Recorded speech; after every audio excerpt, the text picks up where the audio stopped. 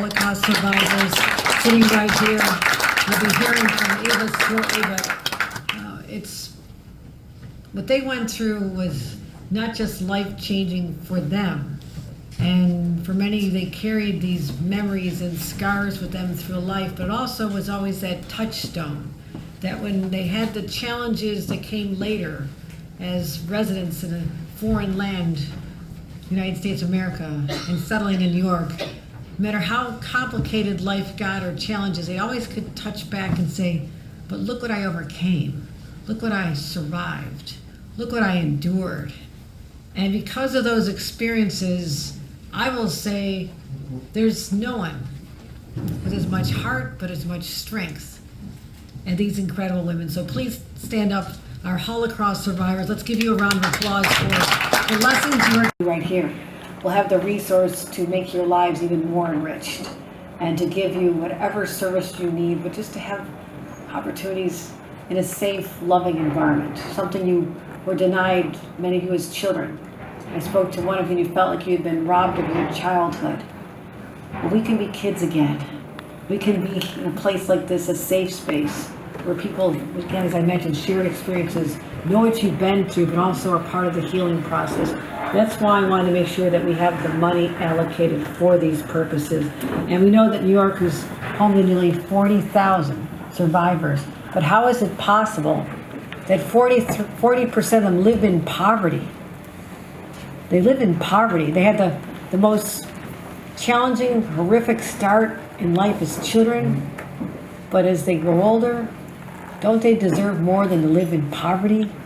So we're here to help them as well and support the programs that are lifting them out of poverty. So that's what we're going to continue to do. What is going on in society today? Why has there been a dramatic increase in hate crimes, particularly anti-Semitism? What is going on? Do people not know the stories of what unchecked evil can result in?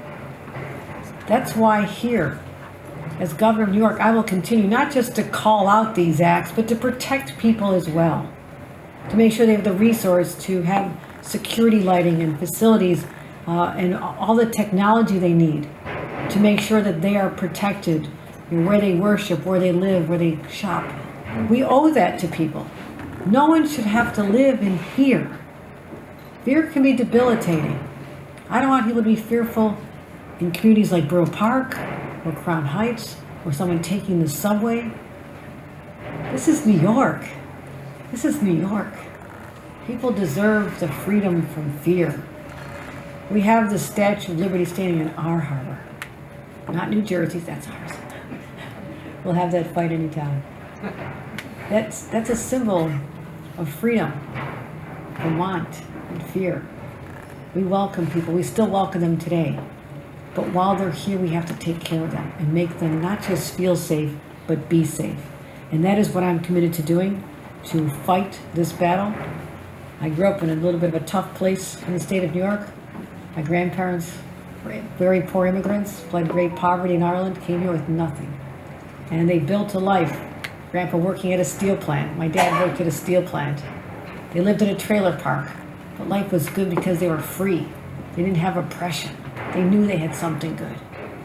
Partner together, pool our resources, our strength, power by numbers. So all of this is a collective effort to make a difference. And I want to just conclude by sharing on Hanukkah, the fourth day of Hanukkah, Greg Schneider, the executive vice president of Claims Conference, and I visited a survivor, Saul Goldberg. Shared the story. It was a fascinating story, and we spent a few hours with Saul, and he relived the horrors of the Holocaust, and it was just unreal. But we spent a considerable amount of time hearing from Saul the struggles, the challenges that he is experiencing these days, being alone, and just having to deal with all the emotional challenges and difficulties and the food insecurities and the need for home health aides. He didn't want to be alone, and what that did to him, those feelings of being alone, and we walked out I remember just more resolved than ever that we will do what we can to help survivors like Sal. And it was shortly after that that I got that I was notified by that you have allocated this new infusion of funding, this additional funding that will help us develop the programs, grow the programs. We have a lot of work ahead of us. We'll do the best we can, but this type of support is just incredible. So thank you so much for being here, for coming here, and for this tremendous support. We're so grateful.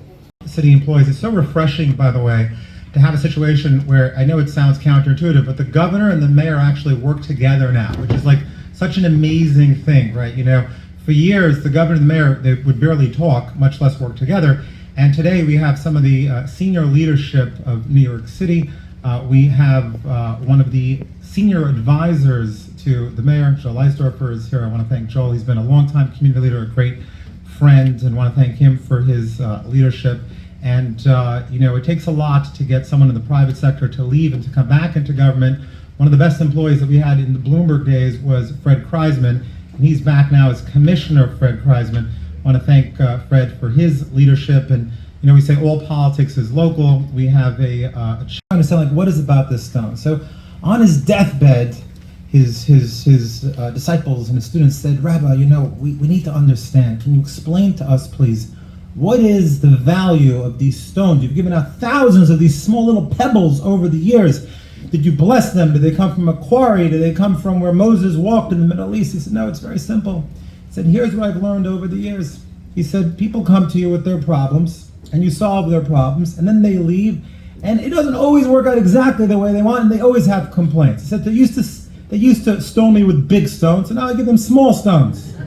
So that way, when they're throwing stones at me, 40% of the nearly 35,000 survivors in the New York community live at or near poverty. That's a heartbreaking statistic. Philanthropy tries to do its part, but philanthropy alone cannot do this, which is why we are so grateful to you, to the state legislature, and it's great to see in New York City representatives here too who do so much. So grateful to all of you, and thank you so much.